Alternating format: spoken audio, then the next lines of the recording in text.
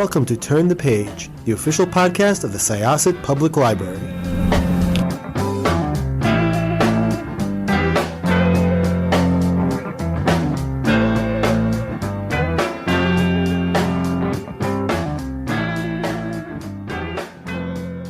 Hi, everybody. This is Evelyn Hershkowitz, Reader Services Librarian at the Syosset Public Library for the Turn the Page podcast.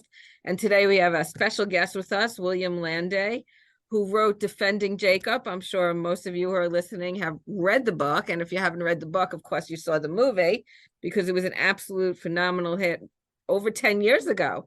So thank you so much for being with us. I see that you like to be called Bill. So is that okay if I call you Bill? It's fine. Thank you. Okay. So, Bill, what have you been doing the last 10 years?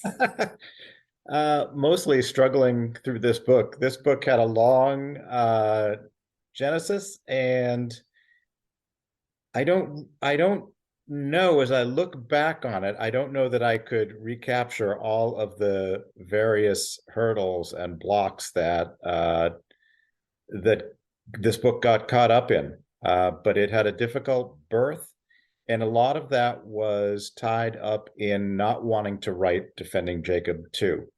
I have always prided myself on being a writer that my readers could trust and would go along with, but not being predictable. I never want to write the same book over and over again. And so I wanted to be sure that the follow-up to Defending Jacob was as original and as surprising as Defending Jacob itself was. And so that got me tied up in knots a little bit, and probably just thinking too much, honestly. I mean, I think at some point as a writer, you have to abandon yourself to the project and stop thinking these sort of self-conscious outside thoughts and just live inside the story itself and free yourself up to write that way. Okay, so you're a former assistant district attorney. Did you go back to that life, or your life is just writing now?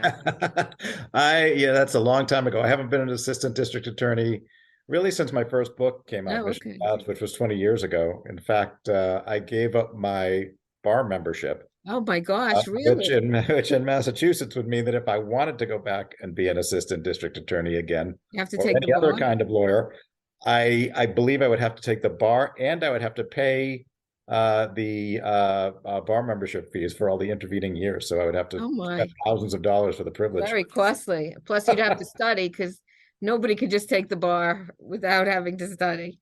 That's very true. My father did that. It didn't work out well for him. So he had to actually study to pass the bar.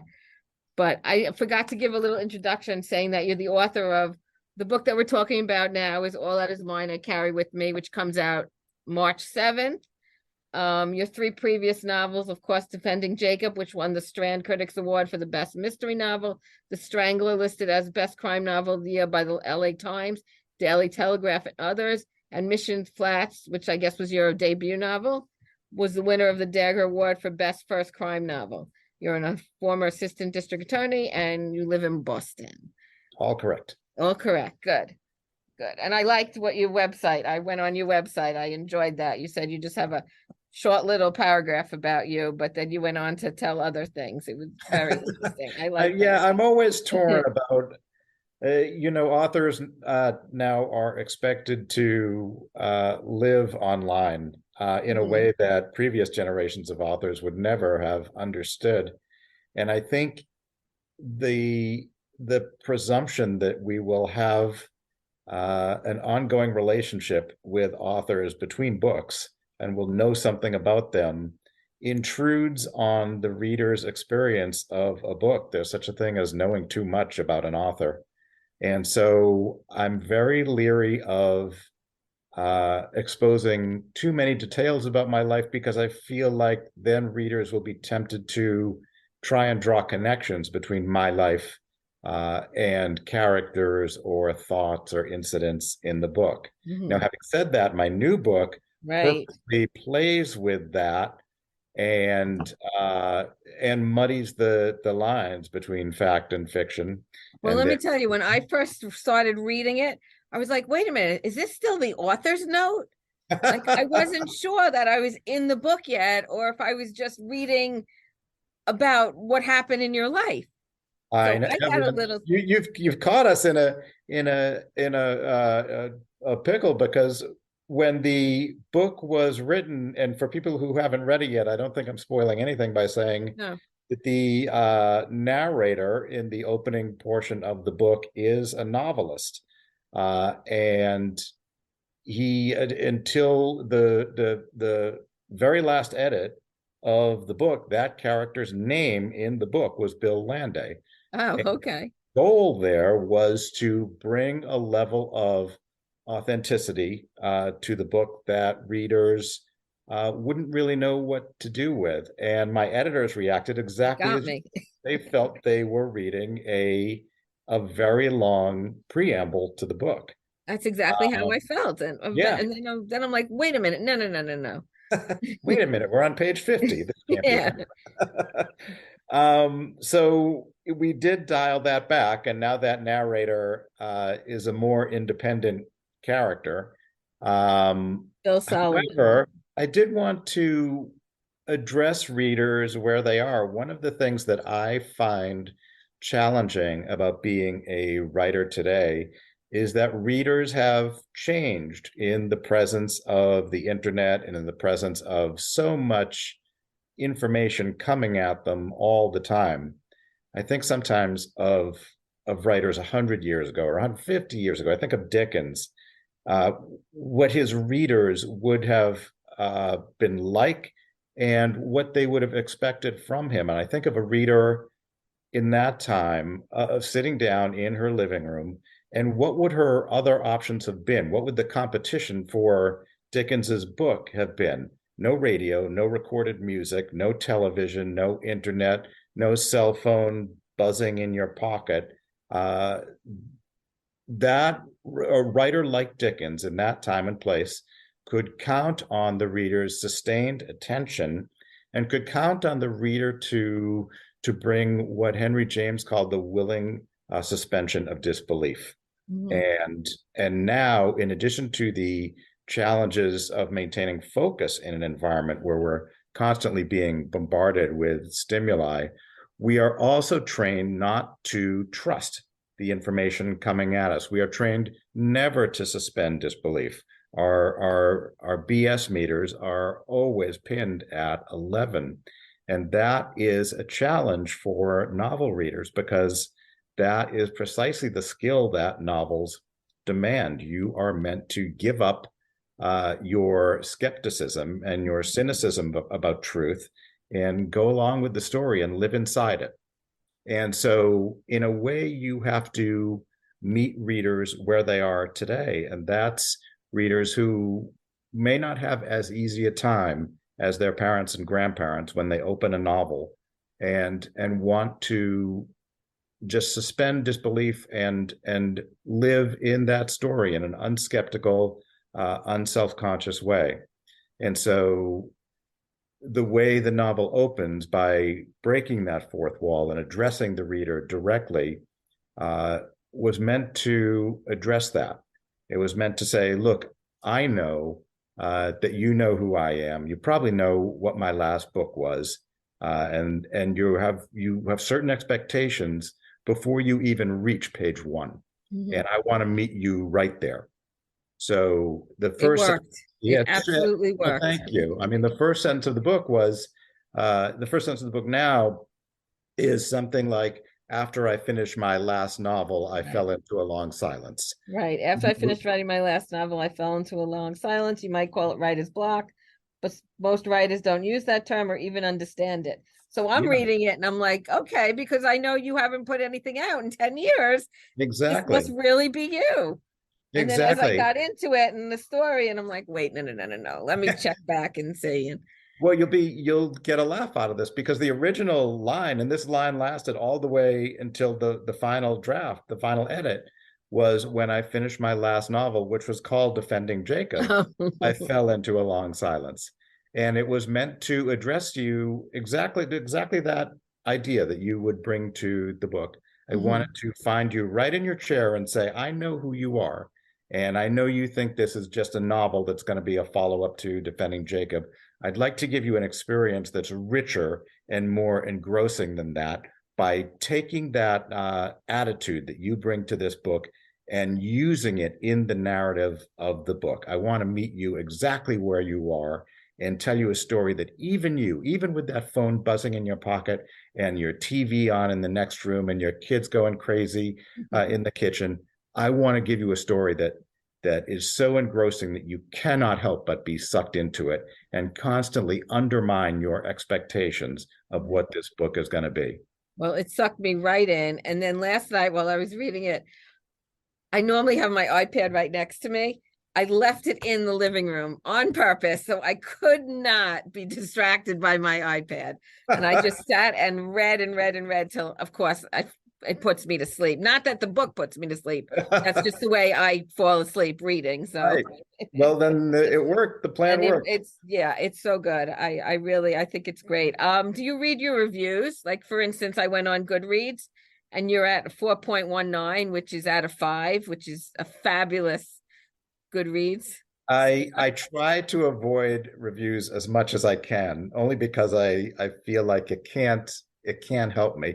To some extent, you can't avoid it, and to some extent, you need to see them only because they impact your career. Mm-hmm. But it's very dangerous to start trolling Goodreads and Amazon and seeing what people say about you, because it gets into your head, and there's no the downside risk is so much worse than the upside. And I feel like my responsibility as a writer is to follow my own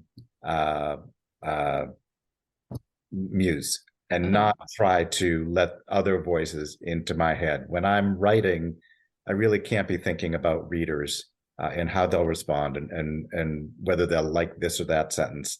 I need to write for myself and hope that when it's done, readers will share the vision or come to see it. But it's very hard to produce original work when you are getting orders and complaints and dings from various people. The first There's few a lot of voices out pages there. The internet has opened up, has given a platform Yeah. to everyone. It's not just book reviewers now. Right. So if you're going to wade into that, there's really no bottom. Yeah, no, but just so you know, if you do feel like it, on Goodreads, the first few pages, all great reviews. So Oh, good. nothing to worry about. People are loving Evelyn, the I'm book. going to let you filter these for me. Loving the book. They really are. I had one question that we already answered. I said, was Phil Solomon really you? And and then so I know it's not really you. It's just, Well, keep in mind though, even if there's a character who resembles me or may even share my name, don't make the leap to assume that he is me, and don't make the leap to assume that everything that happens to him happened to me. This is a novel. a work of fiction. It's a work of fiction, and Philip Roth wrote characters with both Philip Roths and Nathan Zuckerman's in them. Mm-hmm. And it's a wonderful device to use because it just sets this seductive, personal, authentic, nostalgic tone that when you address the reader directly, you really bring them in. You put your arm around their shoulder and you lead them into the story personally. But that does not mean that everything that happens under a Bill Landay like character's name is true to fact. Right. So I know that when you wrote Defending Jacob, it was pretty much went to film pretty quickly. Well, bought for. How about this one? Same thing? I know personally, I think this one is unfilmable, honestly. So okay. I'm not waiting for that.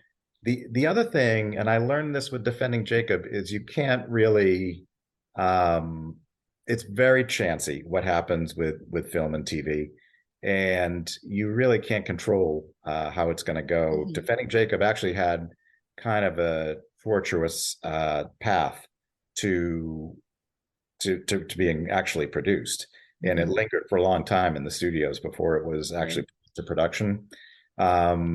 So then they changed the ending on us.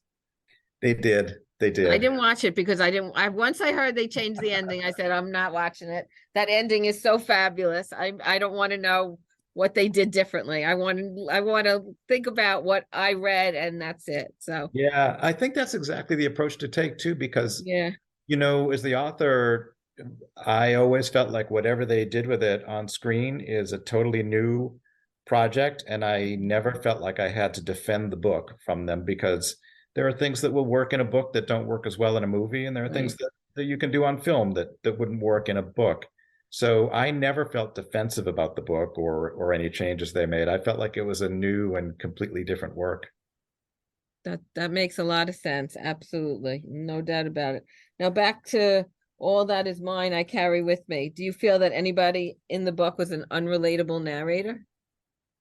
Unrelatable or Unreliable. I'm sorry, unreliable. I think they're all unreliable and yet all honest and sincere at the same time. I think that one of the strengths of the book and one of the interesting aspects of the book is that it's told from different points of view at different time periods, and it really takes into account and tries to capture the experience of different people looking at the same series of events and experiencing them differently. So I wouldn't say that any of these narrators are unreliable in the sense that they are purposely misleading anyone or even deluding themselves. I will say that they disagree on what they are witnessing. Mm-hmm. And that's one thing that makes the narrative interesting in dramatic or literary terms, but it's also true to my experience of criminal cases in real life, and of all sorts of stories that we experience in our real lives. We see things differently, and there's always some doubt about what happened in any case. Even things that we've witnessed with our own eyes, we sometimes get wrong. We remember inaccurately or perceived inaccurately in real time. So I think that sort of unreliability is built into our experience as humans. And so I'm not sure how to answer that question exactly. I suppose they are unreliable, but they're unreliable in the way that we are all unreliable. Okay. And which was your favorite character to write? I don't know that I could say. I think some characters are more difficult to write, and to capture the. This is a book that tries to capture the internal experience, the interior monologue of these different characters, and so some that are more like me, like the narrator at the beginning. Obviously can be quite close to me in terms of their voice and their attitude.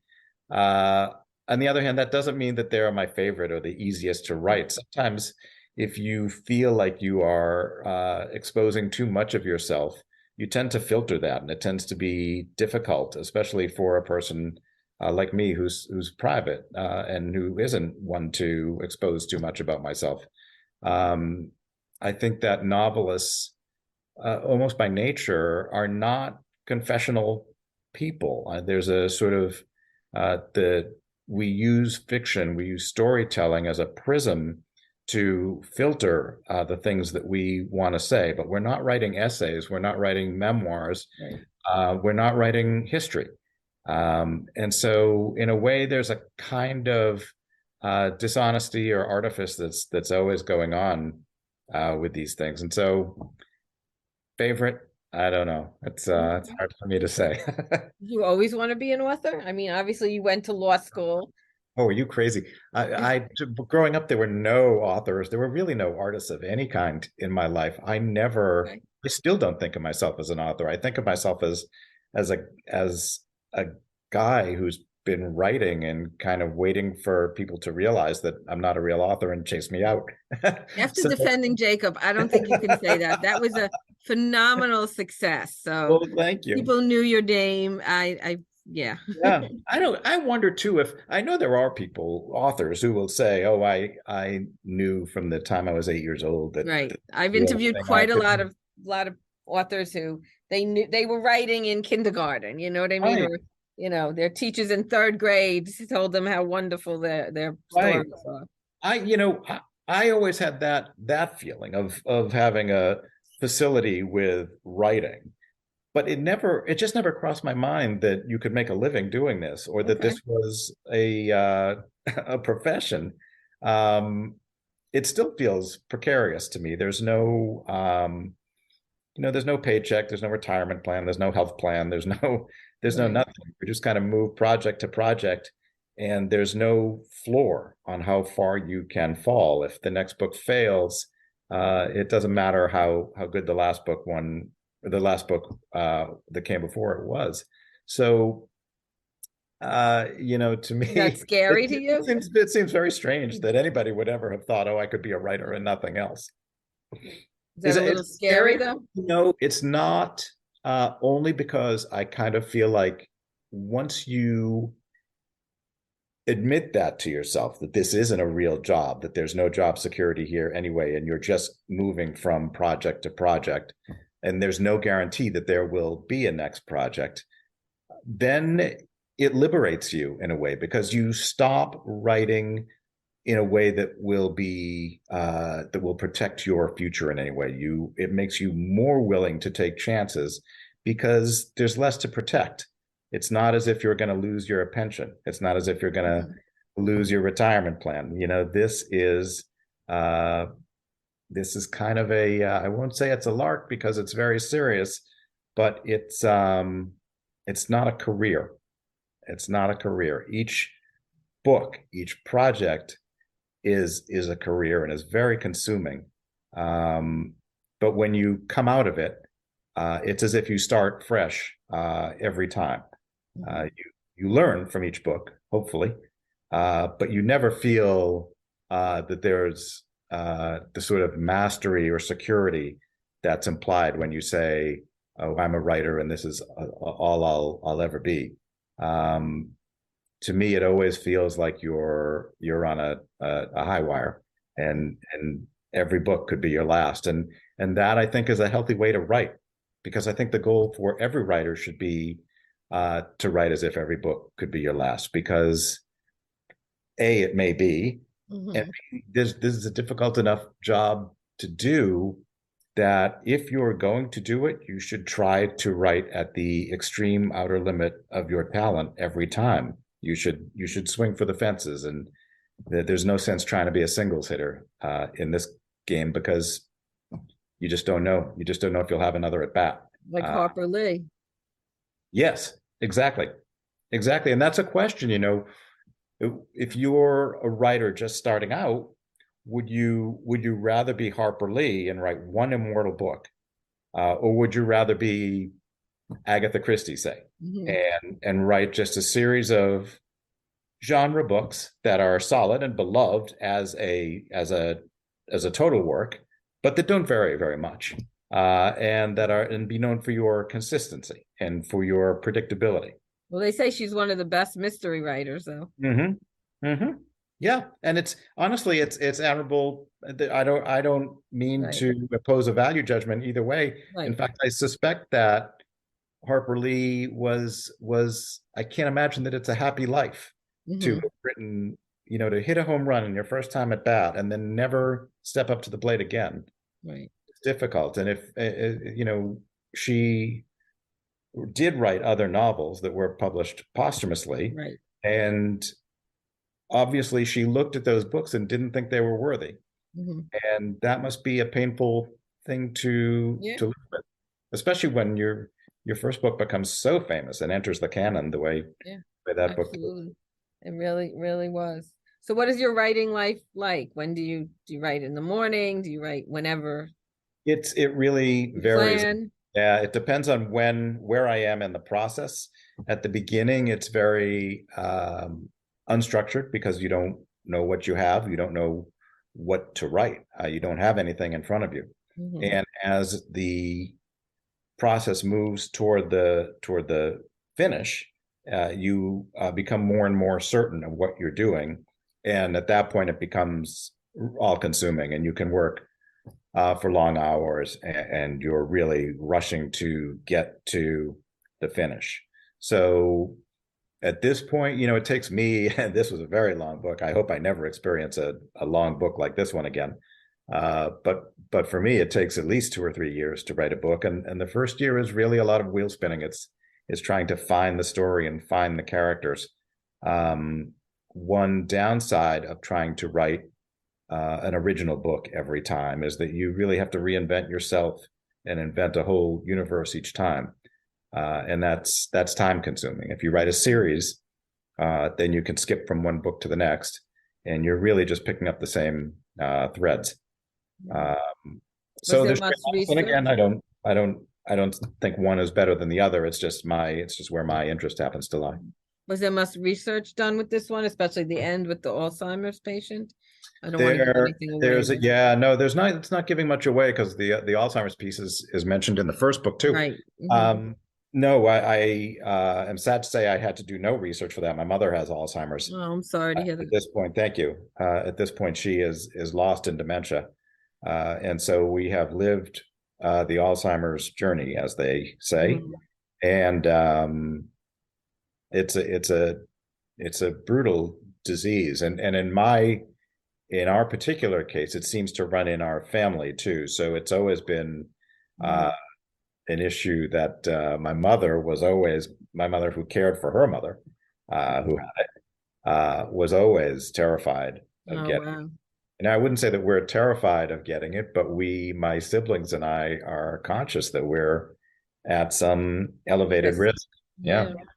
Oh, I'm so sorry to hear that. So do you plan though? Do you have an outline, or do you just, you have to have an outline with the book like this?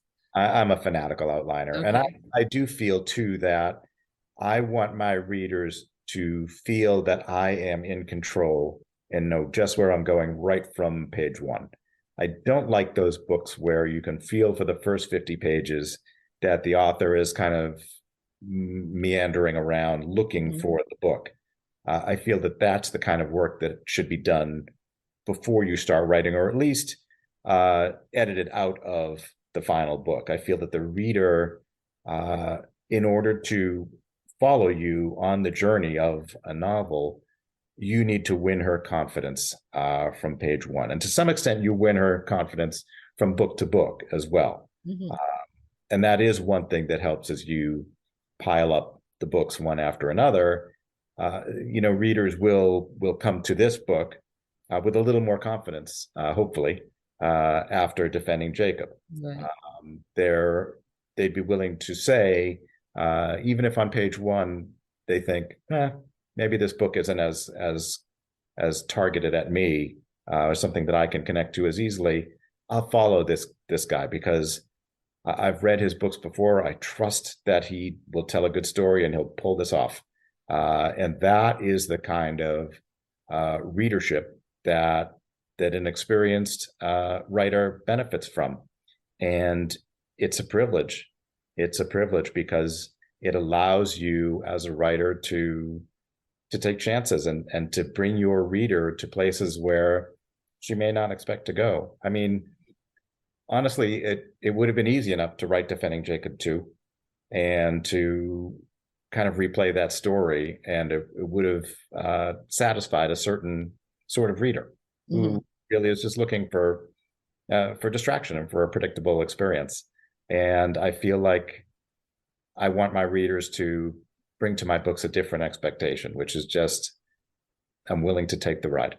And I'm telling you, I'm loving it. And I think I can't wait to get it in the hands of my patrons.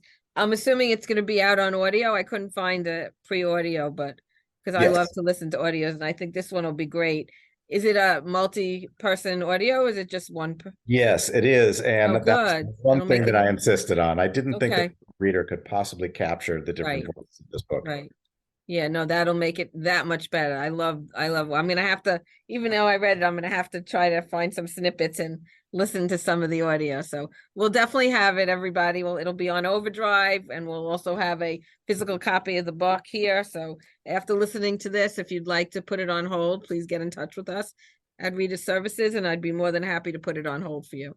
I want to thank you so much for interviewing with us. I'm really, really appreciate it. And I know this one took a while. Are you ensconced in a new one already, or? I am. I'm grinding Oh, through the boy. next one, and I promise you it will not take 10 years. You'll hear from me before 2032. Oh, that'll be good. We certainly hope so. Really, that would be nice. Well, I hope you enjoyed the last 10 years. And we enjoyed defending Jacob. It still goes out. People still love it. So Oh, that's great. hopefully this one will be the same and have a nice long life also. All So right, thank you Evelyn, so much, thank Bill you. I Landay, truly for appreciate speaking it. with us. I'm going to close this chapter of Turn the Page. Thank you so much. Thank you. And the book comes out March 3rd, everybody. Oh, I'm sorry, 7th. March 7th. March 7th. It's time to close this chapter of Turn the Page. Join us for the next episode.